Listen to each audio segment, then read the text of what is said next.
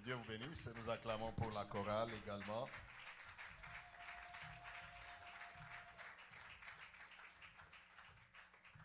Joyeuse Pâques à tous. J'aimerais que tu salues aussi quelqu'un à ta gauche, à ta droite, autour de toi. Joyeuse Pâques.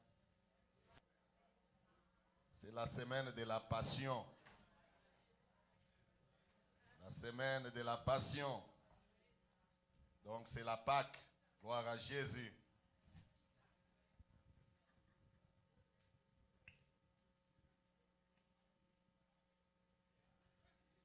Alléluia. Amen. J'en profite aussi pour saluer notre bien-aimé, le diacre Simon, qui est là parmi nous ce soir. Nous rendons grâce à Dieu, nous l'accueillons, nous acclamons le Seigneur. Gloire à Jésus. Béni soit le nom du Seigneur. Amen. Le Seigneur est bon. Amen. Voilà, sans plus tarder, nous voulons aller dans notre premier message de ce séminaire de la Pâque. Et notre thème qui a été annoncé, je suis la résurrection et la vie. Alléluia. Alors, nous allons couvrir notre première partie ce soir. Si nous voulons ouvrir nos Bibles déjà dans l'Évangile selon Jean, Jean chapitre 11.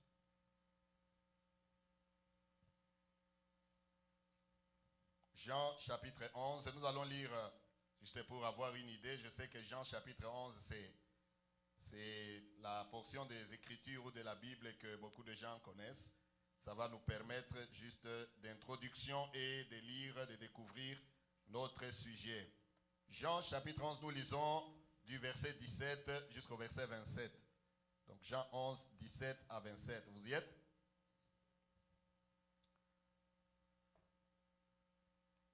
Nous lisons. Jésus étant arrivé, trouva que Lazare était déjà depuis 4 jours dans le sépulcre. Et comme Béthanie était près de Jérusalem, à 15 stades environ, beaucoup de Juifs étaient venus vers Marthe et Marie pour les consoler de la mort de leur frère. Lorsque Marthe apprit que Jésus arrivait, elle alla au-devant de lui, tandis que Marie se tenait assise à la maison.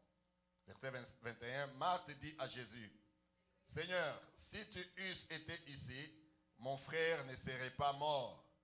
Mais maintenant même, je sais que tout ce que tu demanderas à Dieu, Dieu te l'accordera. » Jésus lui dit, « Ton frère ressuscitera. » « Je sais, lui répondit Marthe, qu'il ressuscitera à la résurrection au dernier jour. » Jésus lui dit, « Je suis la résurrection et la vie.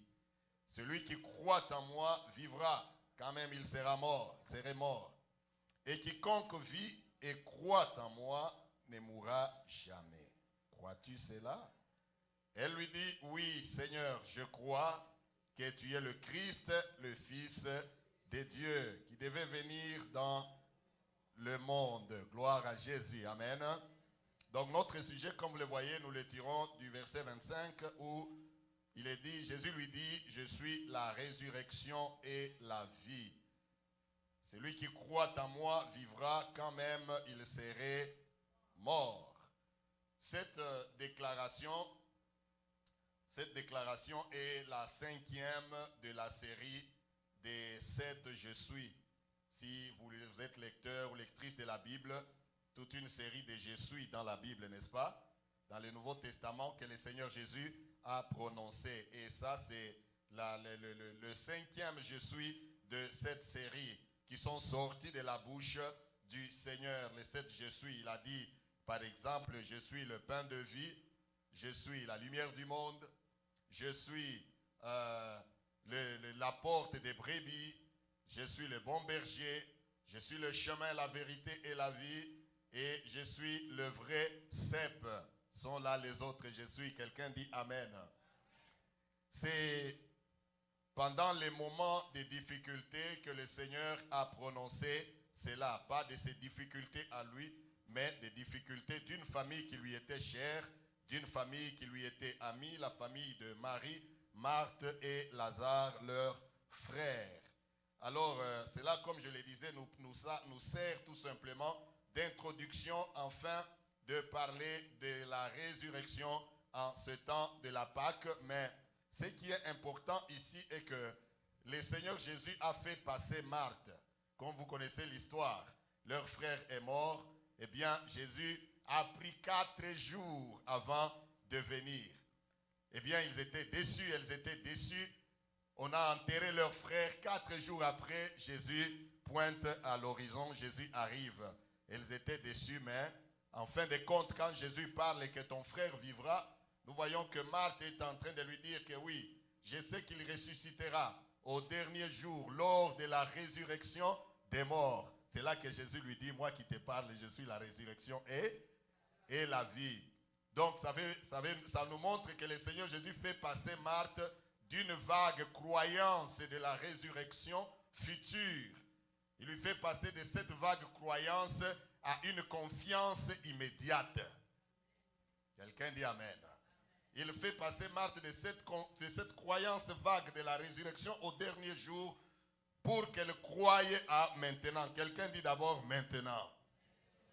Nous le voyons, nous savons que le Seigneur, devant lui, le temps n'est pas plus fort que lui. Le temps n'est pas si compliqué, le temps n'est pas difficile devant le Seigneur. Le Seigneur est le maître des temps et des circonstances. Il a dit même de ce temps de la Pâque, il donne sa vie. Jésus n'est pas venu pour être tué, mais il est venu pour donner sa vie en rançon pour plusieurs. Alléluia. C'est pourquoi nous voulons parler de ces sujets avec vraiment un cœur ouvert. Parce que moi, je crois en la période de la Pâque, surtout lorsque nous parlons de la résurrection, c'est le temps du passage de la mort à la vie. C'est le temps de la résurrection, de manière à ce que même s'il y a quelque chose qui était mort, le Seigneur le ramène à la vie.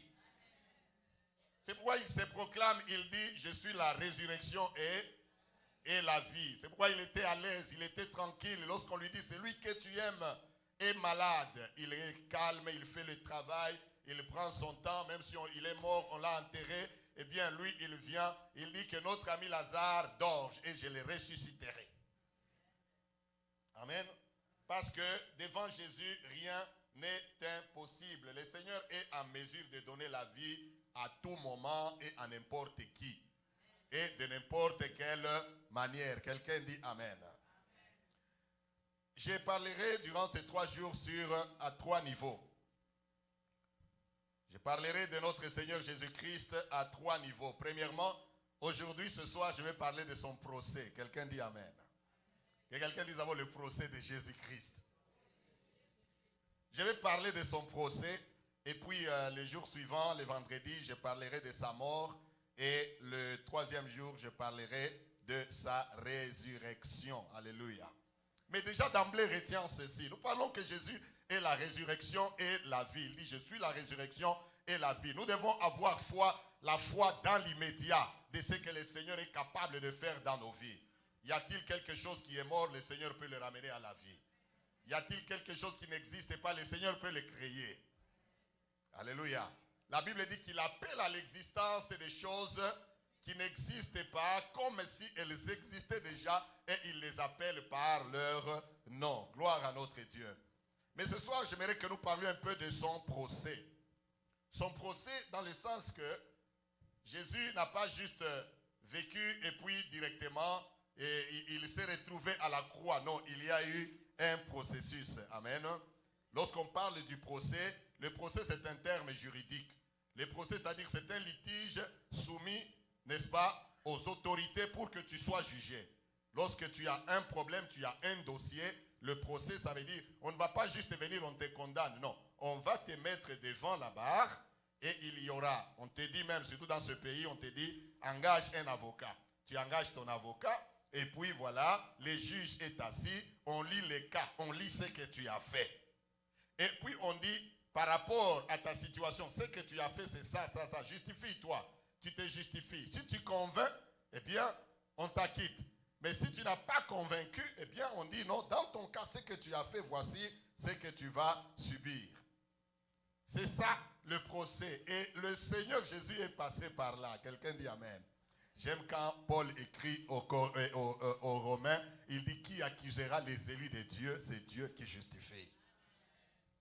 Qui les condamnera? Christ est mort. Et bien plus il est ressuscité, il est assis à la droite de Dieu. Ça veut dire que Jésus est allé par le procès, à travers le procès, pour que toi et moi, nous soyons justifiés. Lève d'abord ta main, dis, je suis justifié. Alléluia. Peut-être vous ne comprenez pas, le mot justifié, ça veut dire tu étais coupable, mais on déclare que tu n'es plus coupable. C'est la raison pour laquelle Paul dit qu'il n'y a plus de condamnation pour ceux qui sont en Jésus-Christ. Ça veut dire que personne n'a le droit de te condamner, surtout sur des choses, n'est-ce pas, qui ne tiennent pas debout. Dieu lui-même ne nous condamne pas. Alléluia. Dieu lui-même ne nous condamne pas. Il connaît notre faiblesse, il connaît nos manquements. Eh bien, Christ a subi ces procès pour que nous soyons justifiés. Dis encore le procès de Jésus. C'est très intéressant. Amen. C'est très, j'ai dit très intéressant. Nous pourrons probablement un peu lire beaucoup, mais j'aimerais que nous restions dans la pensée de la résurrection. C'est plus intéressant parce que vous savez, Jésus va par le procès à deux niveaux. Il passe sous le procès, il y a le procès avec les Juifs et puis le procès avec les Romains. Suivez-moi bien, je ne veux pas que vous vous perdiez ici. Je vais nous lirons quelque chose. C'est-à-dire, Jésus a eu un procès double. Premièrement par les Juifs et puis deuxièmement par les Romains. Par les Juifs où nous pouvons voir cela rapidement si on peut être vraiment prêt à nous projeter les Écritures parce que nous allons probablement beaucoup lire comme je l'ai dit. Je veux d'abord que nous voyons juste avec les Juifs. Avec les Juifs d'abord, nous voyons, il a eu le procès d'abord chez Anne. Si on peut lire Jean chapitre 18, verset 12 à 14. Jean chapitre 18, verset 12 à 14 nous dit ceci. Ici, ce verset 12 suit ce qui vient avant. C'est lorsque Jésus était dans le jardin de Gethsémane. Suivez un peu avant qu'on lise, je vous place dans le contexte. Jésus est dans le jardin de Gethsémane, n'est-ce pas? Où il est allé prier. Et c'est là que Judas est venu le trouver avec les soldats romains. Il est venu l'arrêter. Ils sont venus l'arrêter. Ils arrivent dans le jardin de Gethsémane. Jésus est là. Il priait avec ses disciples. Il leur dit, qui cherchez-vous? Ils ont dit, nous cherchons Jésus de Nazareth. Alléluia. Nous cherchons Jésus de Nazareth. Jésus dit, c'est moi. Tous. Ils ont fait quoi? La Bible dit, ils ont reculé et puis ils sont tombés. Ça, j'aime de l'homme de Galilée. Juste, on vient t'arrêter, on dit, nous cherchons X, Y, tu dis que c'est moi. Et puis ceux qui viennent te dire, ils reculent et puis ils tombent par la puissance. Comme pour dire que si je veux que vous m'arrêtiez, ce n'est pas parce que vous êtes plus fort que moi. Ah, j'aime Jésus. Alléluia. Si je laisse, ça veut dire que tout simplement, je permets que ceci arrive. Bref, ce que nous voulons lire ici suit maintenant. Il s'est laissé pour ça parce que la deuxième fois, il leur a posé la même question. Ils ont dit, nous cherchons Jésus de Nazareth. Et puis il leur a dit, alors laissez aller ceci. Il s'est rendu lui-même. Maintenant, là où ils sont allés, nous lisons au verset 12. La Bible dit, la cohorte, le tribun et les huissiers des Juifs se saisirent alors de Jésus et le lièrent. Ils l'amenèrent d'abord chez Anne. Quelqu'un dit d'abord chez Anne. Ils l'amenèrent d'abord chez Anne. Ce n'est pas une femme, c'est un homme, un souverain sacrificateur. Amen. Car il était le beau-père de Caïphe, qui était souverain sacrificateur cette année-là. Et Caïphe était celui qui avait donné ce conseil aux Juifs. Il est avantageux qu'un seul homme meure pour le peuple. Vous voyez, donc on a arrêté Jésus, on l'a amené chez quel souverain sacrificateur? Anne. Maintenant, lorsque nous lisons au verset 19, toujours dans Jean 18, verset 19 à 24, la Bible dit, le souverain sacrificateur interrogea Jésus sur les disciples et sur ses disciples et sur sa doctrine. Jésus lui répondit, j'ai parlé ouvertement au monde. J'ai toujours enseigné dans la synagogue et dans le temple où tous les Juifs s'assemblent et je n'ai rien dit en secret. Pourquoi m'interroges-tu? Interroge sur ce que je leur ai dit, ceux qui m'ont entendu. Voici, ceux-là savent ce que j'ai dit. À ces mots, un des huissiers qui se trouvait là donna un soufflet à Jésus en disant, est-ce ainsi que tu réponds au souverain sacrificateur?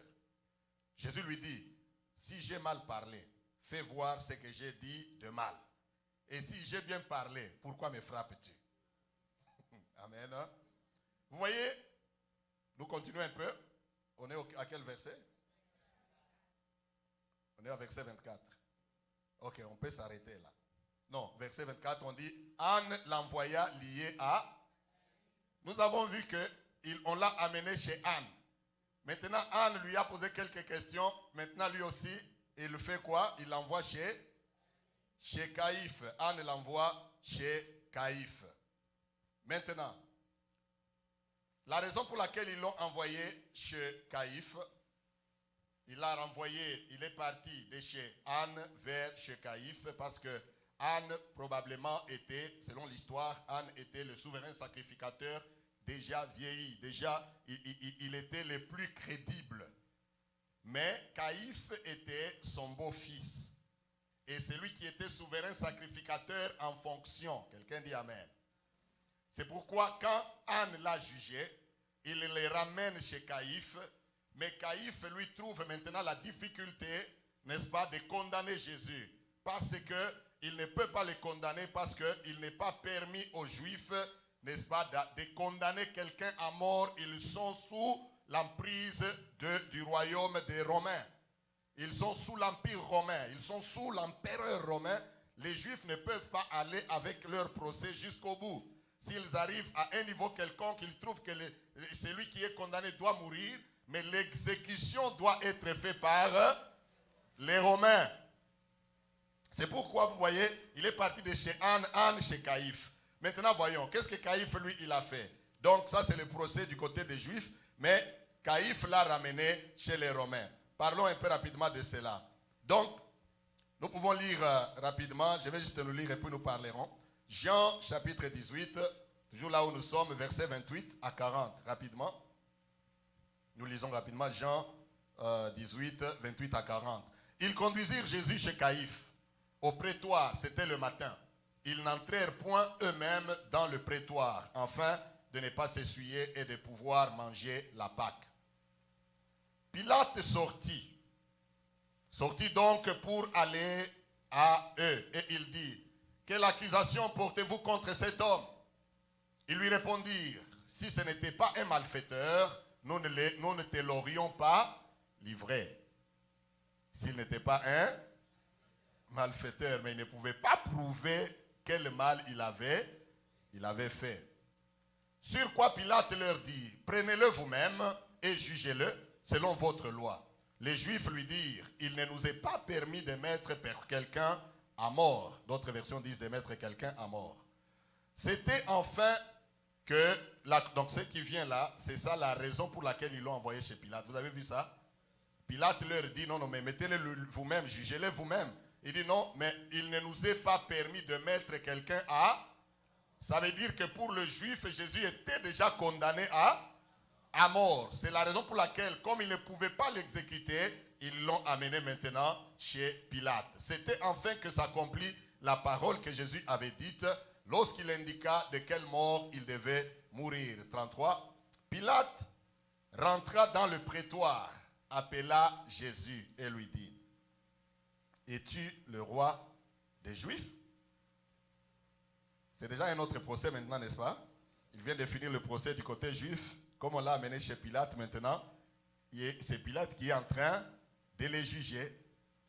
Première question, es-tu le roi des Juifs?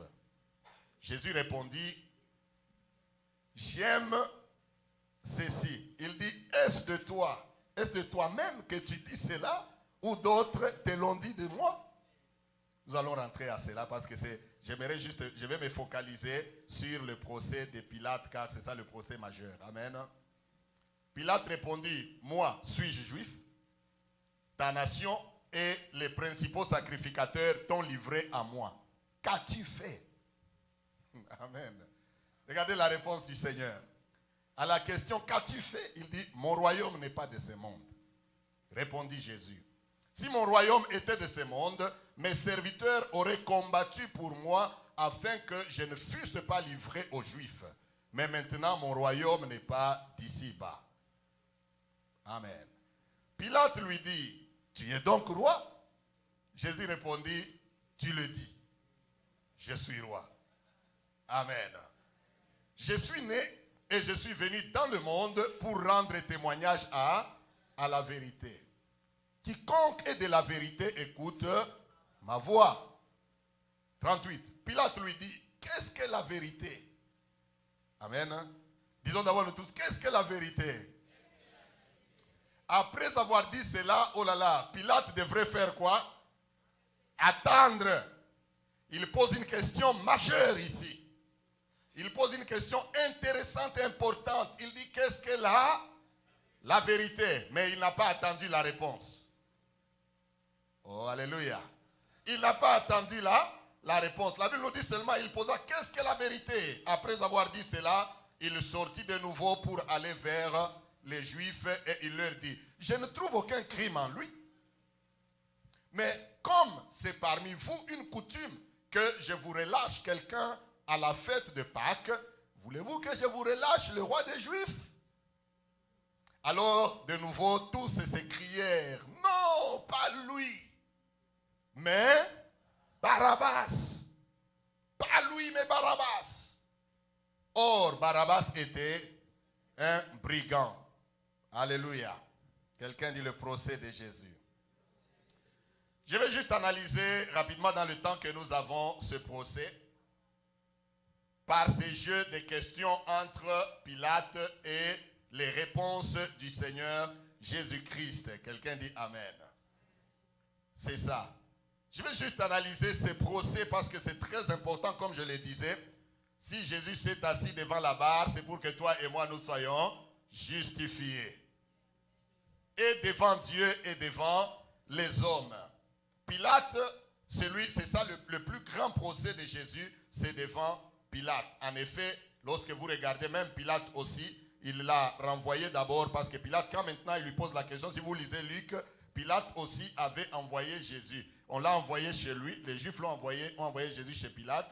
Pilate lui parle un peu, Pilate aussi l'envoie chez Hérode.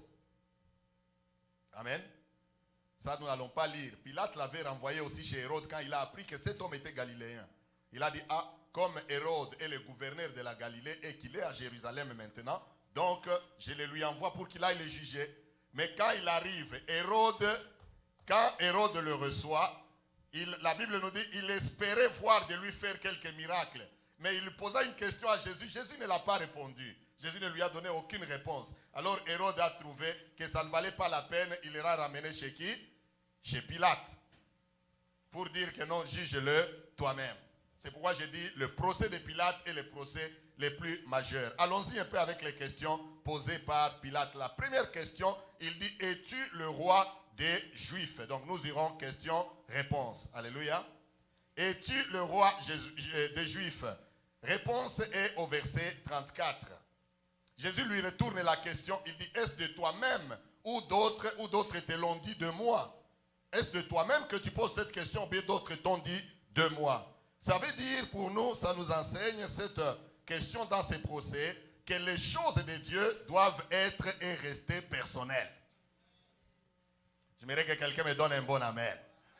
Les choses de Dieu, bien-aimés, sont et resteront personnelles. Jésus pose la question, Pilate pose la question à Jésus, es-tu le roi des Juifs? Jésus lui dit, est-ce que ça vient de toi-même ou bien on te l'a dit? Alléluia. C'est là que Pilate va commencer à tergiverser. Est-ce que moi je suis juif? Ce sont tes frères juifs qui t'ont amené ici. Jésus lui retourne cette question parce que les choses de Dieu doivent et sont et doivent rester comment? Personnelles, même tel que tu es là. Nous marchons avec le Seigneur personnellement. Notre confession doit venir de nous-mêmes parce que le salut est individuel. Si Pilate avait dit que non, moi-même j'ai vu que tu es roi des Juifs, tu es vraiment le roi. Si il avait dit que cela était venu de lui-même, ça aurait changé les données. Mais cela n'était pas le cas. Pilate aussi lui retourne, il dit, moi, est-ce que moi je suis juif? C'est comme pour dire, je ne connais rien de toi ni de ce qu'on affirme de toi. Deuxième question, verset 35. Alors Pilate lui pose la deuxième question, il dit, qu'as-tu fait? Amen. Qu'as-tu fait? Réponse au verset 36. Nous voyons que si tu analyses ces procès de Jésus, tu vas avoir comme l'impression que les réponses ne concordent pas. Vous êtes avec moi? Qu'as-tu fait? À la réponse à cette question, qu'as-tu fait? Jésus répond, mon royaume n'est pas... Je ne sais pas si vous êtes là, vous êtes perdu. À la question, qu'as-tu fait? Jésus lui dit, mon royaume n'est pas... Mon royaume n'est pas de ce monde. Alléluia. Dis d'abord, qu'as-tu fait? Mon royaume n'est pas de ce monde. Alléluia. Qu'as-tu fait? Mon royaume n'est pas de ce monde. Apparemment, c'est comme s'il répondait à la question qui venait avant. Alléluia. Es-tu roi des Juifs? Mais j'ai l'impression que Pilate allait tellement rapidement qu'il était pressé, il n'attendait pas les réponses. Or, le Seigneur, il va étape par étape. Il dit, mon royaume n'est pas de ce monde. Frères et sœurs, ici, j'aimerais que nous soulignions un fait. C'est la raison pour laquelle nos armes avec lesquelles nous combattons ne sont pas charnelles. Parce que le royaume du Maître n'est pas de ce monde. Ce qui fait que nous n'appartenons pas à un royaume qui est de ce monde. Nous appartenons à un royaume qui vient. Il y a 3 temps ou 3 choses que je peux dire rapidement par rapport au royaume. Il faut considérer ce que le royaume de Dieu, premièrement, ce que le royaume de Dieu n'est pas. C'est un séminaire d'enseignement, n'est-ce pas? C'est que le royaume de Dieu n'est pas. Le royaume de Dieu, si on te pose la question, le royaume de Dieu n'est pas de ce monde. Le royaume de Dieu ne consiste pas dans le manger et le boire. Comme je viens de le souligner, le royaume de Dieu tel que nous sommes là, le royaume de Dieu est là. Amen. Alléluia. Tel que nous sommes là, le royaume de Dieu est là. Jésus a enseigné, il dit, le royaume de Dieu ne vient pas de manière à scandaliser les regards. Tel que nous sommes là, le royaume est là. Tel que tu es là, tu es dans le royaume de Dieu. C'est parce que nous ne comprenons pas les biens fondés de ce royaume. Nous n'avons pas la foi dans les biens fondés de ce royaume que nous croyons que nous marchons dans ce monde comme n'importe quel citoyen, quel autre citoyen. Non, tu es un citoyen, une citoyenne spéciale. Parce que ton royaume dans lequel tu es et tu es inscrit n'est pas un royaume de ce monde. C'est la raison pour laquelle les armes avec lesquelles nous combattons ne sont pas des armes charnelles. Nos armes sont spirituelles. Lisez Ephésiens chapitre 6. Quelqu'un dit Amen. Nos armes ne sont pas charnelles. Nos armes sont spirituelles. Et elles sont réellement spirituelles et fortes. Oh, dis un bon Amen. Parce que ce sont les armes du royaume. C'est comme à l'image de David. Quand David devrait combattre, David avait l'onction de Dieu sur lui. Alléluia. David avait l'onction de Dieu sur lui pour aller affronter Goliath. Saïl a voulu l'encombrer. Il commence à lui donner les armes, ses armes à lui. Les armes de Saïl. D'abord, premièrement, il n'avait pas la même taille avec Saïl. Amen. Il n'avait pas la même taille. David essaye de mettre les armes de Saïl. C'est l'image des armes du monde. Pourtant, Goliath est là en train d'attendre. Tu ne peux pas aller écrouler ou faire tomber Goliath avec les armes de Saül. Tu ne peux pas tuer Goliath avec les armes d'Israël. Tu ne peux pas écraser le géant qui est devant toi avec les armes de ce monde. Tu ne peux l'écraser qu'avec les armes spirituelles. C'est pourquoi la Bible nous dit, Paul écrit, il dit, les armes avec lesquelles nous combattons, elles sont spirituelles, elles sont puissantes pour renverser les forteresses et les dominations. Et nous renversons les raisonnements et nous ramenons toute pensée captive à l'obéissance de Jésus-Christ. C'est pourquoi les choses de Dieu, frères et sœurs, telles que tu es là, ton royaume, tes armes sont spirituelles. Les choses de Dieu se font par déclaration. Ce sont là nos armes. Quelqu'un t'attaque, toi tu déclares seulement que tu ne mourras pas. Oh, alléluia. Tu es attaqué, toi tu dis seulement tu ne mourras pas. Tu ne mourras jamais. Dans le monde où il est et dans le monde où ton royaume est, il sent une très forte arme qui s'oppose à lui. Il a senti des Kalachnikov et des M, je ne sais pas combien là qui... Oh là là. Il a senti vraiment quelque chose qui réplique avec force, avec fracas. Boum, boum, boum, boum. Toi, tu ne les sens pas, mais lui, il fait quoi? Il les sent parce que ton royaume n'est pas de ce monde. Notre royaume n'est pas de ce monde. Tu vois, nos armes ne sont pas non plus de ce monde. N'utilise pas dans la guerre que tu traverses, ne va pas utiliser une arme de ce monde. Non. Tu vois, nous essayons, nous nous efforçons pour enseigner la parole de Dieu pour que nous les comprenions. C'est pourquoi quand on t'attaque, toi attaque autrement. Quand on t'injurie, toi ne vas pas injurier back. Bon, mais ce que je veux dire par là, non? Voilà. Donc toi ne vas pas, on t'a insulté, toi aussi tu pars, tu insultes la même chose. Tu dis, moi c'est donnant, tu fais, moi aussi je te fais. Non, toi ton arme, ton royaume n'est pas de ce monde. Dis d'abord à quelqu'un, comprenons ces choses. Comprenons ces choses. Pilate dit, qu'as-tu fait? Jésus lui dit, mon royaume n'est pas de ce monde. Donc je disais, par rapport au royaume de Dieu, il faut considérer d'abord ce que le royaume n'est pas. Il n'est pas de ce monde. Et puis ce que le royaume est. Ce que le royaume est, la Bible nous dit dans Romains, je n'ai pas l'écriture, mais on dit que le royaume de Dieu, c'est la justice, la paix et la joie par le Saint-Esprit. Amen. Ça, c'est ce que le royaume de Dieu est. Et en plus, c'est que le royaume de Dieu sera. Donc, ce que le royaume n'est pas, ce que le royaume est, et ce que le royaume sera, c'est un royaume éternel. Quelqu'un dit Amen. C'est un royaume éternel. Nous, le royaume dans lequel nous sommes ne finira jamais. C'est pourquoi persévérons, persévérons. Dis d'abord persévérons. Persévérons jusqu'au bout, que tu ne manques pas dans ce royaume éternel. Un royaume où la joie sera infinie. Il n'y a pas de jour que non, aujourd'hui on n'a pas la joie, on a un problème, on a une crise. Non, c'est un royaume où la joie est éternelle. C'est un royaume où la paix est infinie. C'est un royaume où l'amour, quelqu'un dit l'amour. L'amour est éternel. Vous savez, j'ouvre une parenthèse avant de continuer rapidement. Vous savez, une chose des témoignages rendus par les gens qui ont vu les démons ou les gens qui ont vu l'enfer, une chose qu'ils rendent, c'est que quand ils voient cet endroit-là, c'est un endroit où il n'y a pas d'amour. C'est la chose qui saute aux yeux dans l'esprit quand ils arrivent là-bas. Donc quand quelqu'un met son pied en enfer, c'est un endroit où il n'y a pas d'amour, il n'y a pas de pitié. Amen. C'est ça le royaume des ténèbres. Même les démons, même quand ils possèdent les gens, ils n'ont pas de pitié. Ils n'ont pas d'amour. Tu vois, leurs visages sont comme ils sont là. Sans amour, sans pitié, sans compassion. Quelqu'un dit Amen. Tu vois, quand nous devons les résister avec la dernière énergie. Par la puissance du royaume de Dieu. Quelqu'un dit Amen. Tu n'as pas besoin d'avoir peur, tu as besoin de persévérer. Alléluia. Tu as besoin de persévérer.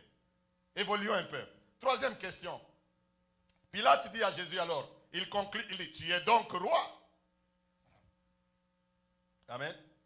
Tu es donc roi. Réponse, Jésus lui dit, tu l'as dit ou tu l'as dit. Et puis il confesse, il dit, je suis roi. Il le confirme. Pilate avait la grâce, hein? Amen. Il confirme, il dit, je suis roi. Et puis il lui explique même. Il dit, je suis né et je suis venu pour rendre témoignage à la vérité. Alléluia. Il dit, tu es donc roi. Il dit, oui, tu l'as dit, je suis roi, je suis né, et puis je suis venu pour rendre témoignage à la vérité. Amen. Je suis né, un roi qui est né. Ça parle de l'incarnation. Alléluia. L'incarnation. Jésus dit, je suis roi, je suis venu, je suis né. C'est la raison pour laquelle il a souligné cela. Vous connaissez la naissance de Jésus, n'est-ce pas? Il est né de la Vierge Marie. Ça fait partie de notre confession de foi. Quand nous parlons de la confession de foi, nous confessons Jésus. Je crois en Jésus-Christ, né de la Vierge Marie. Amen. Marie, nous ne la vénérons pas. Marie, c'est notre sœur. Nous la respectons. Nous l'aimons. Elle a porté Christ pour nous. Mais nous ne l'adorons pas. Elle-même n'a jamais même cherché qu'on l'adore. Amen. Elle n'est pas comme les autres disent, elle est co-régente ou je ne sais pas. Ça veut dire elle règne avec Jésus. Non. Ou bien elle est co-rédemptrice. Non. Marie n'est pas co-rédemptrice. Vous comprenez le terme? Ça c'est des termes lourds, hein, théologiquement. Mais co-rédempteur, ça veut dire rédempteur avec. Ça veut dire Christ est notre rédempteur, n'est-ce pas? Mais Marie n'est pas rédempteur avec Christ. Donc ils sont venus pour nous racheter. Non, non, pour nous sauver. Non, non, non, non, non, non. Non, non, non, non, non. C'est la raison pour laquelle nous ne l'adorons pas. Marie, même au ciel, nous la respecterons. Si on l'appellera Maman Marie, si on l'appellera Sœur Marie, gloire à Dieu. Amen. Elle est notre sœur. Gloire au Seigneur. Elle a donné la naissance à Jésus. Coup de chapeau. Point fini. Si quelqu'un vient te dire qu'il faut te prosterner aussi devant Marie, dis-lui, tu es dans l'erreur. Tu es dans les ténèbres. Marie elle-même n'aime pas. Ou bien si on vient, on te montre une image qu'on a vu à tel endroit, le visage de Marie en train de pleurer. Elle pleure quoi? Vous avez vu des choses comme ça, non? On l'a vu, le visage de Marie est apparu quelque part en train de pleurer. Pleurer quoi? Pleurer son fils. Son fils lui-même a dit, ne pleurez pas sur moi, pleurez sur vous-même et sur vos péchés. Donc si vous voyez l'image de Marie en train de pleurer, probablement ce n'est pas la vraie Marie. C'est une Marie qui pleure sur ses péchés.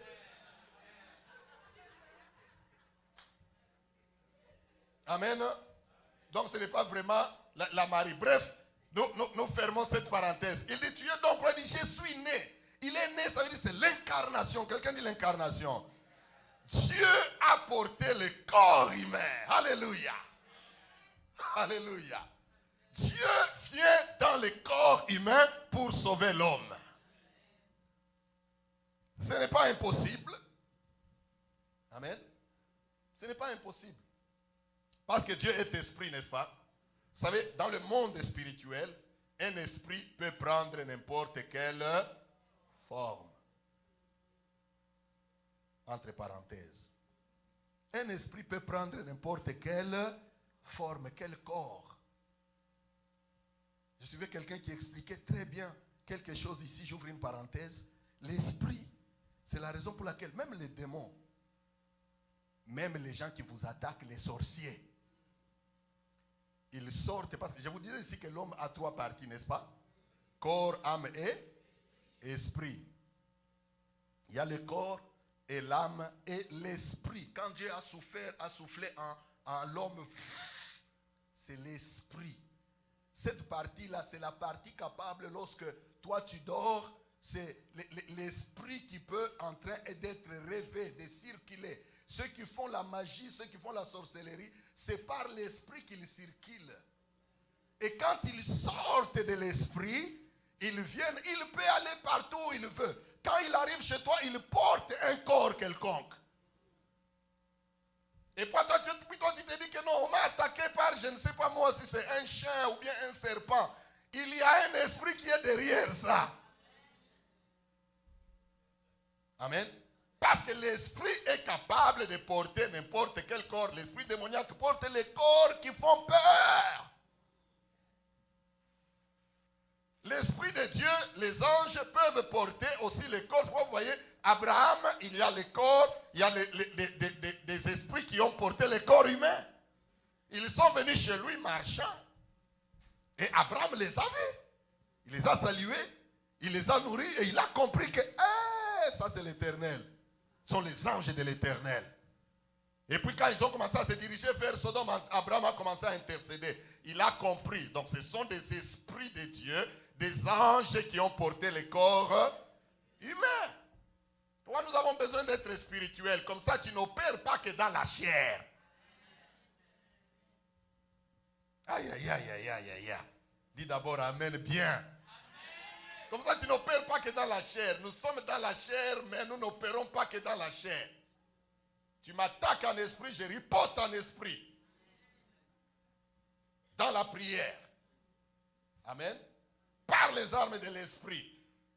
En parlant bien la langue. Oh, quelqu'un dit amen. Oh, nous continuons. Il dit, tu es donc roi. Il dit, tu le dis, je suis né et je suis venu pour rendre témoignage à la vérité. Maintenant, quatrième question, c'est là de ce procès, c'est là que Pilate a commis l'erreur. Jésus lui dit, je suis venu pour rendre témoignage à la vérité. Pilate pose une très bonne question. Quelqu'un dit d'abord, très bonne question. Qu'est-ce que la vérité? Qu'est-ce que la vérité? C'est là que Pilate a commis une erreur fatale qui lui coûte cher. Il devrait s'arrêter, attendre la réponse. Qu'est-ce que la vérité? Qu'il écoute la parole du Seigneur, que le Seigneur lui réponde et lui dise la vérité. C'est quoi? Mais lui, il pose la question, qu'est-ce que la vérité? Avant que Jésus ouvre la bouche pour lui répondre, lui, il se tourne déjà, il part pour conclure. Maintenant, ici, moi, j'ai raisonné, j'ai dit, je ne sais pas, quand il a dit qu'est-ce que la vérité, quand il dit qu'est-ce que la vérité, quand Jésus a dit, je suis venu pour rendre témoignage à la vérité, Pilate dit, qu'est-ce que la vérité? Peut-être maintenant, il s'est tourné, comme il était intellectuel, pour aller consulter peut-être dans les livres pour connaître, c'est quoi la vérité au fait? Amen. Ça, c'est moi. C'est quoi, vous faites la vérité? Alors que la vérité est là, assise là. Amen. La vérité est là en train de faire quoi? De parler. Quelle grâce. Il est là, la vérité en train de parler, mais lui, il ne l'a pas écouté. Vous savez, bien aimé, ça illustre un peu la nature humaine. Nous n'attendons jamais ce que nous cherchons. Nous n'attendons jamais la réponse à nos questions. J'ai dit, nous n'attendons jamais la réponse. Tu pries, tu n'attends jamais la réponse. Tu poses la question, tu n'attends jamais la réponse. Tu as prié, tu tournes vite, vite. Au lieu d'attendre ta réponse, toi, tu vas la chercher ailleurs. Laisse que Dieu te trouve là où tu lui as posé la question, que Dieu te réponde. Ça, c'est la nature humaine. Quelqu'un dit amen. Il devait attendre que le Seigneur puisse lui donner la réponse. J'aimerais que nous lisions pour la cinquième, toujours dans ces procès, cinquième et sixième où nous allons nous arrêter. Lisons Jean chapitre 19. Jean 19 à partir du verset 4 jusqu'à 11. Nous continuons. Donc quand il a posé cette question maintenant, voici la suite.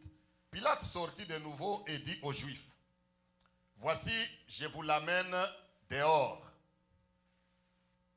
Je vous l'amène dehors afin que vous sachiez que je ne trouve en lui aucun crime. Jésus sortit donc, portant la couronne d'épines et le manteau de pourpre. Et Pilate leur dit, voici l'homme. Lorsque les principaux sacrificateurs et les huissiers le virent, ils s'écrièrent, crucifie, crucifie. Pilate leur dit, prenez-le vous-même et crucifiez-le, car moi, je ne trouve point de crime en lui. Les Juifs lui répondirent, nous avons une loi, et selon notre loi, il doit mourir, parce qu'il s'est fait fils de Dieu. Maintenant écoutez. Quand Pilate entendit cette parole, sa frayeur fit quoi? Sa frayeur augmenta. Il rentra dans le prétoire. Et il dit à Jésus, d'où es-tu? Donc il a continué encore un peu le procès. D'où es-tu? Mais Jésus ne lui donna point de réponse. Verset 10. Pilate lui dit, est-ce à moi que tu ne parles pas? Ne sais-tu pas que j'ai le pouvoir de te crucifier et que j'ai le pouvoir de te relâcher? Ah! Là, Pilate a touché. Là où il ne fallait pas. Quelqu'un dit Amen. Il dit, ne sais-tu pas que j'ai le pouvoir de te crucifier et que j'ai le pouvoir de te relâcher? Verset 11. Jésus répondit, tu n'aurais sur moi aucun pouvoir. Lisons d'abord ces passages ensemble. Lisons-les ensemble. Tu n'aurais sur moi aucun pouvoir s'il ne t'a...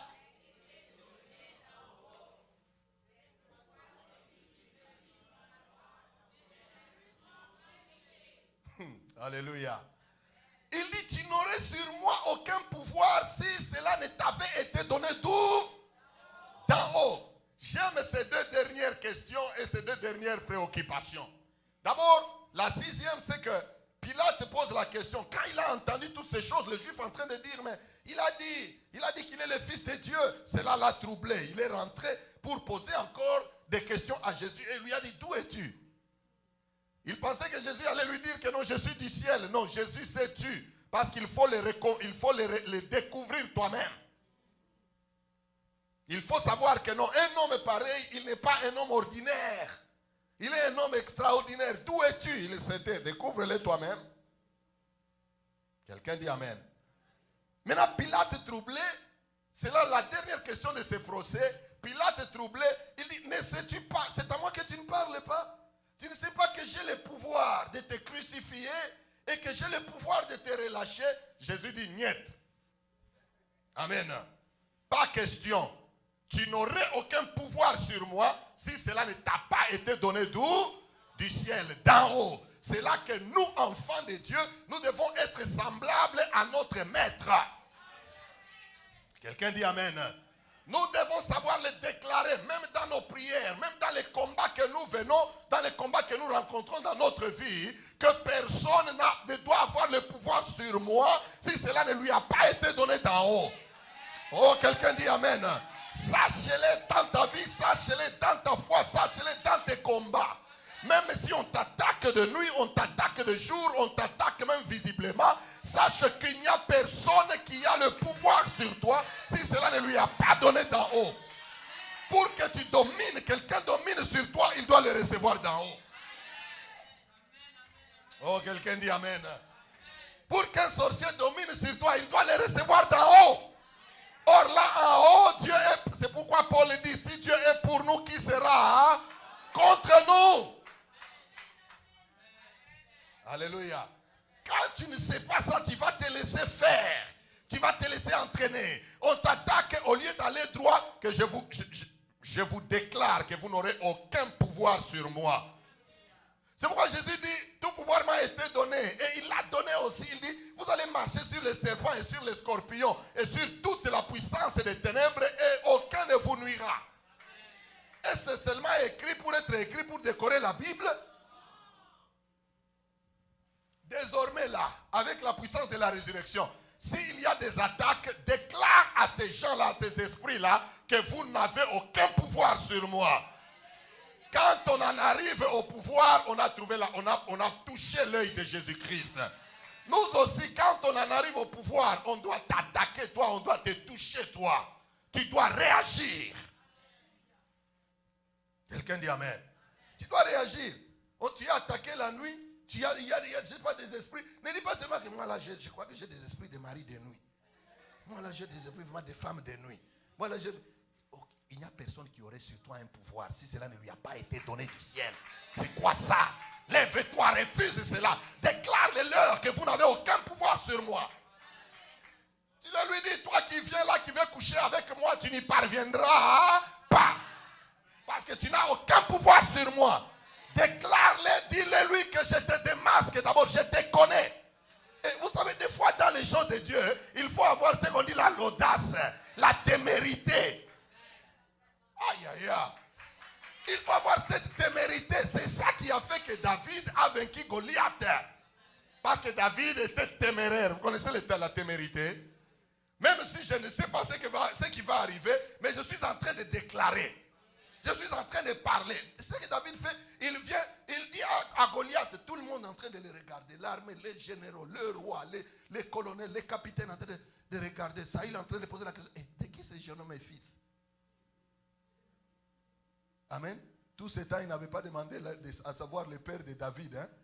Il y a des exploits, des fois tu fais des exploits, tout le monde devait connaître même ton background. Quand ça va arriver là dans ta vie, là, Dieu te bénit là. Vous n'avez jamais vu. Dieu commence à te bénir. Même les gens que tu connaissais, même, ils commencent à chercher. Au fait, son nom de famille, c'est qui encore? Un jour, les gens demanderont ton nom de famille. Hein? Alléluia. Ouais, tu sais, on t'attaque, tu t'élèves là. Tu es en train de proclamer, de prononcer en avançant. Parce que tu sais en toi-même qu'en Jésus-Christ où tu es ancré, il n'y a aucun pouvoir qui peut être sur toi si cela n'a pas été donné d'en haut. Est-ce que quelqu'un me comprend? Tu avances et tu proclames, même la maladie n'aura pas de pouvoir sur toi. Maladie, tu n'auras pas de pouvoir sur moi au nom de Jésus. Si cela ne t'a pas été donné d'en haut. Ça veut dire que ce que je dois subir ne doit être que la volonté de Dieu. Tu ne dois pas être la volonté de quelqu'un. Non. Surtout même pas la volonté de Satan. Surtout pas la volonté des démons. Surtout encore pas la volonté des sorciers. Je ne peux pas être leur volonté. Parce que personne ne doit avoir le pouvoir sur toi si cela ne lui a été donné d'en haut. Ça, j'aime cette parole. Personne ne peut avoir le pouvoir sur nous si cela ne lui a pas été donné. Donc pourquoi? Pour que tu viennes de dominer sur moi. On doit te le donner du ciel. Amen. Pour que tu aies le dessus sur moi, il faut que le ciel dise que toi va avoir le dessus sur lui. Là, tu sauras. Maintenant, je te pose la question. C'est qui a le pouvoir au-dessus de toi là, qui le leur a autorisé? Amen. C'est ça la résurrection. Parce que quand nous revenons de la tombe, nous ressuscitons avec tout, avec force. Pour que désormais, plus rien ne puisse avoir le pouvoir sur nous. Vous avez vu que Jésus, quand il a tout dit, ça je ne peux pas accepter. Toi, Pilate, avoir le pouvoir sur moi. Non, pas question. Dis-toi aussi que non, pas question. J'ai dit toi aussi, dis pas question. Personne n'aura le pouvoir sur moi. Déclare-le, ouvre ta bouche et parle. Personne n'aura le pouvoir sur moi si cela ne lui a pas été donné du ciel. Au nom de Jésus, nous nous tenons debout. Nous nous tenons debout. Alléluia. Nous nous tenons debout dans la présence de Dieu. J'aimerais que nous puissions prier juste un court moment. Et c'est à ce sujet que nous allons prier. Alléluia. Tu vas commander par la puissance du nom de Jésus et du pouvoir qui est en Christ. Si peut-être tu es là, tu pensais ou tu voyais qu'il y a des choses ou des situations qui avaient le pouvoir sur toi, ce soir, tu as une parole. Amen. J'ai dit que ce soir, tu as une parole.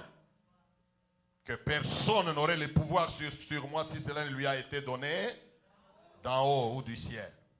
Personne. C'est ça qui doit être ta prière. Est-ce la maladie? Est-ce le tourment? Est-ce les difficultés, les problèmes, les attaques qui n'arrêtent pas?